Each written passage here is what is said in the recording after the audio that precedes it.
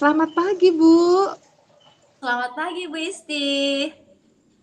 Gimana kabarnya, Bu? Luar biasa, Alhamdulillah kabar saya baik. Bu Isti gimana kabarnya?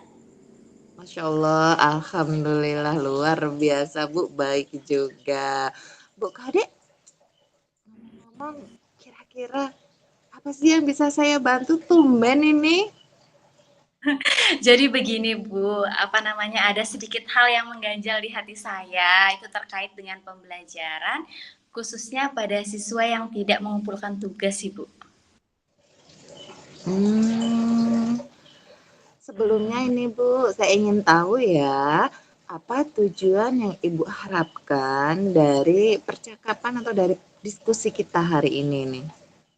Iya Ibu Isti, jadi yang pasti saya di sini ingin memiliki tujuan dari diskusi kita pada pagi hari ini, yaitu saya ingin mendapatkan gambaran dan juga solusi dari permasalahan yang tengah saya hadapi ini, Bu. Oke, ingin mendapatkan solusi dari permasalahan yang Ibu rasakan. Selain solusi dari permasalahan yang Ibu rasakan, apalagi tujuan yang Ibu harapkan dari percakapan kita ini? Saya ingin punya gambaran kedepannya itu gimana sih supaya saya bisa memecahkan permasalahan saya ini dengan kita berkolaborasi dan berdiskusi, Bu. Oke, baik. Ibu coba sekarang Ibu ceritakan situasinya sekarang seperti apa sih sampai kayaknya Ibu nggak nyaman begitu ya? Ya, jadi gini Bu Isti, di beberapa murid saya ini kan mereka ada yang tidak mengumpulkan tugas yang saya berikan. Nah, hal itu berdampak pada hasil belajar mereka Bu yang kurang memuaskan. Hasil belajar kurang memuaskan sehingga membuat Bu Kade merasa tidak nyaman dan sangat mengganggu ya. Ya, betul sekali Bu. Oke, Bu Kade, menurut pengamatan Ibu selama ini, alasan-alasan anak ini hasil belajarnya kurang memuaskan itu apa, Bu? Jadi kemarin itu saya coba berkomunikasi dengan mereka dan saya tanya, kenapa sih kok kalian tidak mengumpulkan tugas ke ibu itu kenapa? Jadi mereka punya alasannya tersendiri. Yang pertama itu mereka belum kan, dan yang kedua karena motivasi belajar mereka itu sangat rendah Bu. Alasannya motivasi belajar kurang dan rendah begitu ya. Nah, bisa tidak Ibu ceritakan proses pembelajaran yang Ibu lakukan? Jadi saya dulunya itu menerapkan pembelajaran konvensional dan saya beralih ke metode yang lebih modern dengan menggunakan apa? Menggunakan alat-alat peraga, kemudian menggunakan media fungsinya itu untuk menunjang pembelajaran supaya pembelajaran itu tidak monoton seperti itu. Dari pembelajaran yang tadinya bersifat konvensional, Ibu mulai merubah pelan-pelan dengan menghadirkan alat peraga ya dari proses pembelajaran yang Ibu lakukan.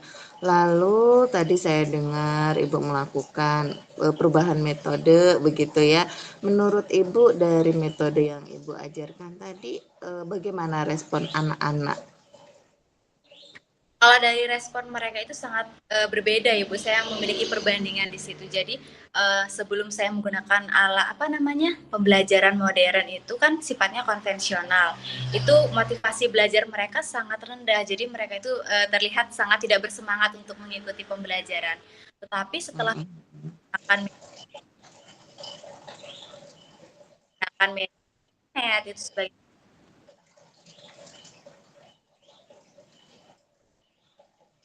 Oke, sebetulnya ada peningkatan ya motivasi dari si anak ya. Kalau tentang untuk teknik nih, teknik penugasan ke anak-anak yang Ibu lakukan selama ini seperti apa, Bu? kalau untuk teknik penugasan itu biasanya saya berikan itu soal tertulis dan tes lisan, Bu. Tes tulis dan tes lisan. Kalau menurut saya nih Bu ya, sebetulnya dari Ibu ada langkah-langkah perubahan darinya yang konvensional diubah menggunakan alat peraga, terus kemudian untuk teknik tulis ya menggunakan teknik sebenarnya sudah cukup baik ya, hanya masih timbul permasalahan kenapa hasil belajar anak masih juga rendah ya. Ini membuat Ibu ngerasa tidak nyaman begitu Bu ya. Nah, selama ini bentuk-bentuknya nih, bentuk-bentuk penugasan yang Ibu lakukan ke anak itu bagaimana Bu? Pernahkah Ibu memberikan soal tertulis atau soal-soal yang menghasilkan produk itu, Bu? Kalau selama ini ada beberapa Bu yang saya lakukan menghasilkan produk itu tadi Bu. Ya, dan saya menyadari kelemahan saya dalam menyampaikan materi pembelajaran di sini, Bu. Saya menyadari bahwa dalam menyampaikan pembelajaran itu tidak melulu tentang bagaimana pemberian materi secara lisan maupun tulis, tetapi menyampaikan materi bahwa merasa dan bahagia mengikuti pembelajaran seperti itu. Masya Allah luar biasa ya, Ibu secara tidak langsung menyadari alasan penyebab motivasi anak rendah ya, variatif begitu ya, menghadirkan metode pembelajaran yang variatif luar biasa. Nah Bu, ada lagi tidak hambatan-hambatan yang Ibu rasakan selama proses pembelajaran? Kalau hambatan mungkin pengelolaan kelas ya Bu, dimana kan siswa kita ini heterogen, berbeda-beda. Jadi banyak perbedaan yang kita temukan, tapi overall itu bisa teratasi Bu. Selama ini semuanya bisa teratasi ya. Berarti saya dapat poinnya nih dari penjelasan Ibu-ibu tadi sudah menyampaikan nih ya. Ada hal yang kurang dari saya, dari Ibu, yaitu metode dalam penyampaian materinya begitu ya Bu ya. Nah kita sekarang sudah ketemu penyebabnya. Kita sekarang kira-kira nih ya, bagaimana solusi yang akan Ibu lakukan beberapa hari ke depan agar hasil belajar anak ini meningkat dan motivasi belajar anak itu meningkat, Bu? Ya, jadi rencana saya Bu Isti, saya akan mengubah bentuk penyampaian materi pembelajaran agar tidak monoton, kemudian saya akan coba memaksimalkan penggunaan itu tadi. Wah, luar biasa. Kalau di prosentase nih, Bu, kira-kira berapa persen peningkatan motivasi anak selama ini dari metode yang telah Ibu lakukan tadi? Baik, kalau saya coba presentasekan itu sekitar 65 sampai 70%, Bu. 65 sampai 70%. Masih ada PR 30 atau 35 persenan ya Bu ya. Sangat luar biasa Ibu. Oke. Bisakah Ibu jelaskan langkah-langkah yang akan Ibu lakukan nih biar bisa terrealisasi pembelajaran yang lebih baik dan meningkatkan yang 30% tadi itu Bu? Iya, jadi ada beberapa langkah yang akan saya rencanakan nantinya. Yang pertama itu adalah meningkatkan kedisiplinan yang pastinya.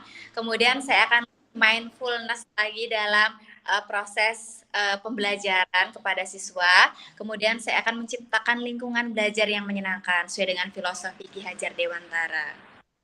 Oke, luar biasa Ibu ya. Ibu akan menghadirkan pembelajaran yang akan benar-benar berpusat kepada anak-anak sesuai dengan filosofi pendidikan ya. Iya, oke oke. Nah, Bu, dari langkah-langkah yang Ibu sebutkan tadi nih ya, tentunya ada langkah-langkah yang merupakan paling prioritas nih yang akan Ibu lakukan dalam beberapa hari ke depan.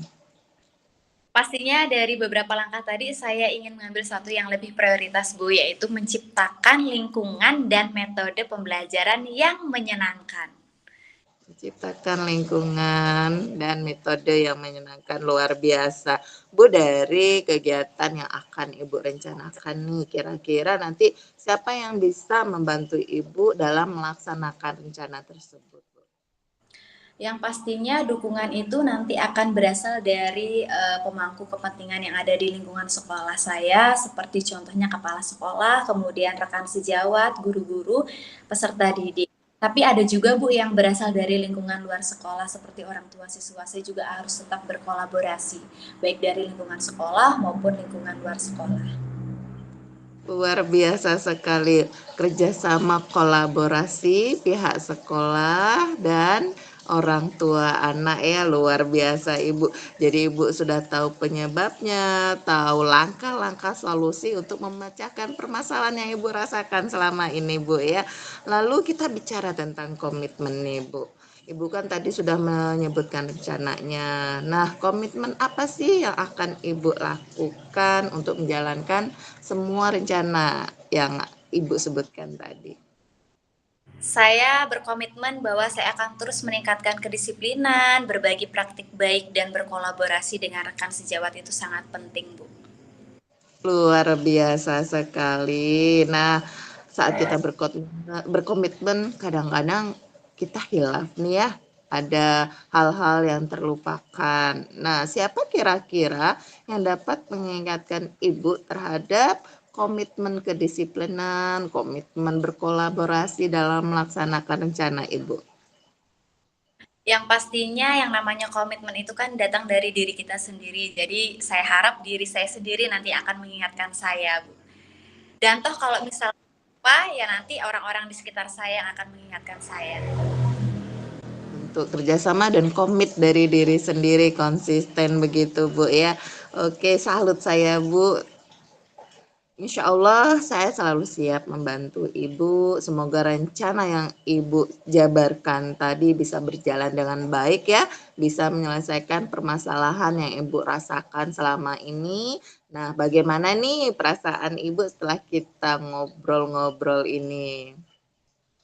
Luar biasa, saya sangat senang dan bangga sekali Bu karena bisa sharing ilmu dengan Bu Isti pada pagi hari ini.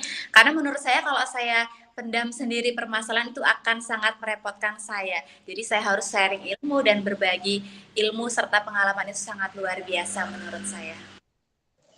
Saya juga terima kasih banyak Bu, saya juga banyak belajar dari Ibu. Ya, kita sebagai guru tentunya nggak bisa menyalahkan anak ya Bu ya, kita Ya, bisa saling introspeksi pada pembelajaran yang kita lakukan tentunya ya Bu ya. Semoga motivasi anak dan hasil pembelajaran anak meningkat dengan cara dan rencana yang akan Ibu lakukan. Baik Ibu, saya rasa perbincangan kita, diskusi kita hari ini selesai. Silahkan Ibu terapkan atau implementasikan rencana yang Ibu jabarkan. Jangan lupa ya beritahu saya hasilnya nanti seperti apa ya Bu ya.